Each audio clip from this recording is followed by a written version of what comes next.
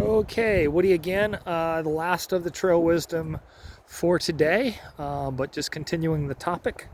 And as you can see, we are at the junction of CUD and Marvin's Garden.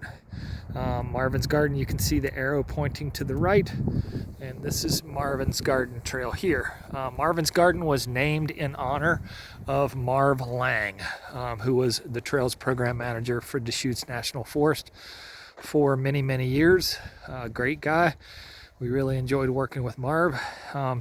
So we wanted to build a beginner trail radiating out from the Phil's Trailhead. So this trail goes all the way back to Phil's Trailhead.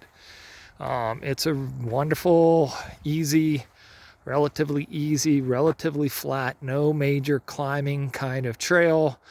You can see it's relatively wide, maybe wider than it really needs to be, but it gets a lot of traffic, so passing each other is one of the reasons that it has a wider width. But as we turn around, Marvin's Garden just abruptly ends at this particular location. That's it. That's the end of Marvin's Garden. And what you're connecting onto is CUD Trail. CUD Trail coming from the west, and then CUD Trail here to the left, which is heading to the east towards town. And directly in front of me, the trail drops down through a break in the cliff band. And it's a very, very technical section of trail for sure.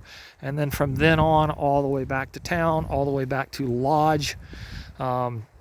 It's a very technical trail. And that's really kind of the point of CUD, is to be a technical trail. In fact, we did a relocation a couple years back, taking a piece that was not as technical, including that into a new trail called Afternoon Delight.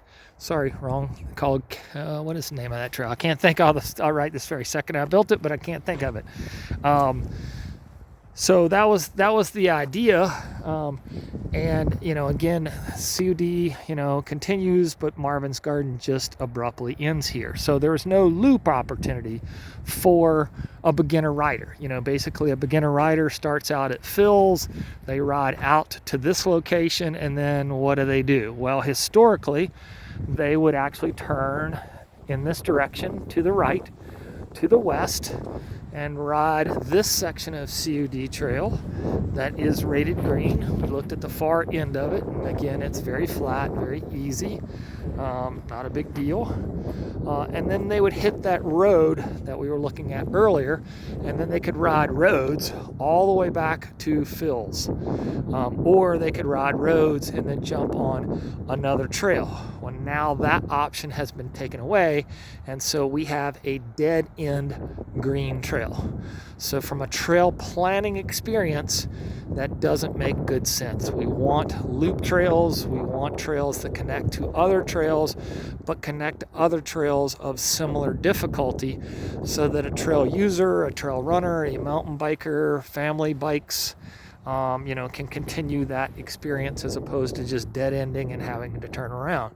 So now the situation is that if people turn right on this trail like they have done for 20 years or 15 years or whatever the case may be, and they've been doing this for a long time, it takes them out to that road that they used to take and turn right on that road to take it out to skip that section of CUD. Well, now that option has been taken away. And so what they do when they get to that road is they see that faint social trail that is forming, and they naturally just take that because they know where that goes. They have done it many, many times for many, many, many years. Again, we've taken that opportunity away, and it's just going to recreate itself through social use development.